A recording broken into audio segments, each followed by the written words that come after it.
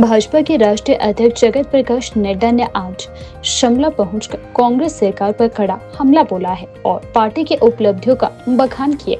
JP Nadda ने कहा कि बिहार में मिले ऐतिहासिक जीत प्रधानमंत्री नरेंद्र मोदी के प्रति जनता के अटूट विश्वास का प्रमाण है और घुसपैठियों के सहारे राजनीति करने वालों को जनता ने बाहर का रास्ता दिखाया है। नड्डा ने हिमाचल प्रदेश सरकार पर आरोप लगाया कि केंद्र से भेजी गई योजनाओं और फंड का दुरुपयोग किया गया है, जबकि भाजपा की सरकार जवाबदेही, सुशासन, विकास पर आधारित है। उन्होंने कहा कि भाजपा ने धारा 370 को समाप्त किया, राम मंदिर निर्माण का मार्ग प्रशस्त किया और 3 तलाक जैसी कुप्रथाओं को खत्म किया। नड्डा ने भाजपा की कार्यशैली के 5 स्तंभ कार्यकर्ता, कार्यक्रम, कोष और कार्यालय का महत्व बताते हुए कहा कि भाजपा कार्यालय केवल इमारत नहीं बल्कि जनता के सेवा और राष्ट्र निर्माण के केंद्र है। उन्होंने हिमाचल की कांग्रेस सरकार को चुनौती दी कि अगर कोई ठोस परियोजना लाई जाए तो केंद्र उसे तुरंत स्वीकृति देगा। भाजपा अध्यक्ष ने आश्वासन दिया कि भाजपा आने वाले समय में हिमाचल समेत कई राज्यों में सरकार बनाएगी और देश को विकास और कुशासन के मार्ग पर आगे बढ़ाएगी।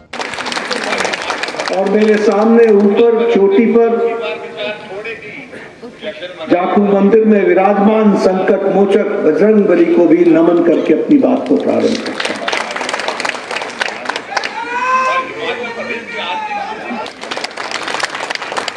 ये जीत हमारे यशस्वी प्रधानमंत्री मोदी जी के प्रति बिहार की जनता का अटूट विश्वास और अटूट विश्वास के साथ साथ उनके नेतृत्व में देश में आगे बढ़ने का संकल्प, इस चुनाव के नतीजों ने बिहार की जनता ने फिर से एक बार मुहर लगाई है। इसके लिए मैं विशेष करके धन्यवाद देता हूं। यह देश उनके सहारे चलेगा जो देश में हमारे देश के नागरिक, राष्ट्रभक्त, जो देश के लिए दिन रात एक करके आगे बढ़ते हैं। बिहार ने संदेश दे दिया है, तुम जितनी यात्राएं निकालो तुमको मुंह की खानी पड़ेगी, तुमको बाहर का रास्ता दिखाया जाएगा। यह उन्होंने दिखा दिया। मित्रों, मुझसे पूर्व वक्ताओं ने आपके सामने हमने क्या हिमाचल के लिए किया और वो हिमाचल का क्या कर रहे हैं, ये दोनों तस्वीरें आपके सामने खींचने का प्रयास हुआ है। जब हिमाचल का पीछे चुनाव हो रहा था तो मैं उस समय आपसे मिला था, मैंने आपसे चर्चा की थी। मैंने हिमाचल की जनता को भी कहा था कि गलती मत करना, राजनीति फुलका नहीं होती जो कभी इधर पलटो तो कभी उधर तवा पर डाल दो।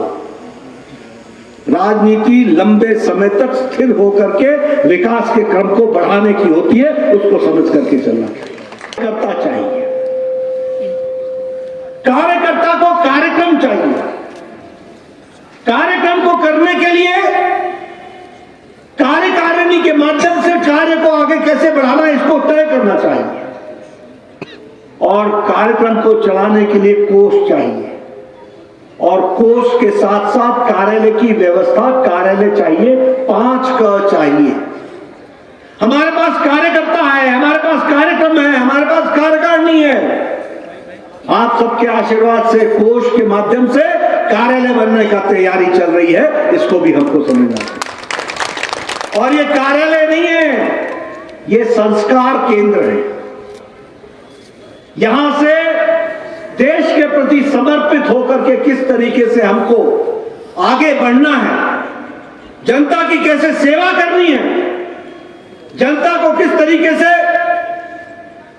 सेवा करते हुए देश को आगे ले जाना है और जनता की सेवा करते करते भारत को विकसित राष्ट्र बनाना है, इस संकल्प को पूरा करने के लिए इन कार्यालयों का उपयोग करना है और उसके लिए अपने संस्कारों को और अच्छा बनाने का कार्यालय भी माध्यम बनता है। इसको हमको समझना है।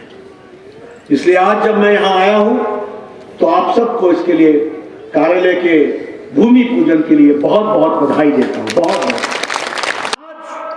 हम क्यों सरकारें बार बार बना रहे हैं? क्यों एंटी इनकम्बेंसी नहीं होती है? क्यों प्रो इनकम्बेंसी होती है? इसलिए क्योंकि हम लोगों के लिए जीते हैं। मोदी जी के नेतृत्व में हम लोगों की सेवा के लिए आते हैं। और हरियाणा में तो और छोड़िए, कांग्रेस पार्टी ने भी लड्डुओं का ऑर्डर कर दिया। हुड्डा साहब ने तो घोड़ों को भी निमंत्रण दे दिया और वो बग्घी तैयार हो गए। लेकिन उनको मालूम नहीं था कि हरियाणा की जनता का कुछ सोच और ही है, और वो जिम्मेदार सरकार मोदी जी के नेतृत्व में चाहते थे। इस कारण से हमारी सरकार हरियाणा के बाद महाराष्ट्र में चुनाव जीत करके आए। कांग्रेस पार्टी के लोगों ने ये कैसे हो गया? हमने कहा ये इसलिए हो गया क्योंकि तुम रह गए होटलों में और हम थे जनता के बीच में।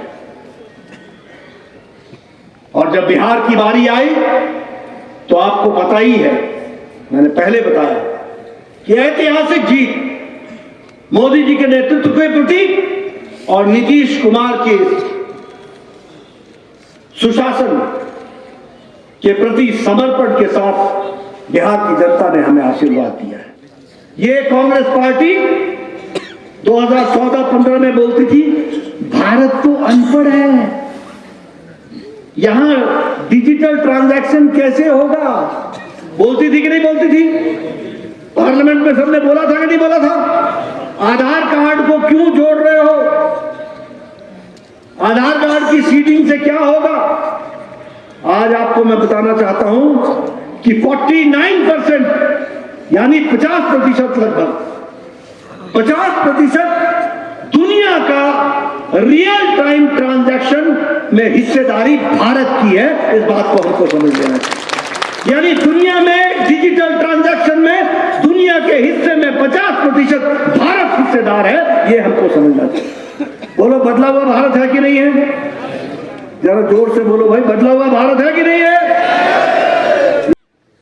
स्मार्ट सिटी में 1188 करोड़ रुपए दिए गए सिर्फ 2 शहरों के लिए, शिमला और धर्मशाला।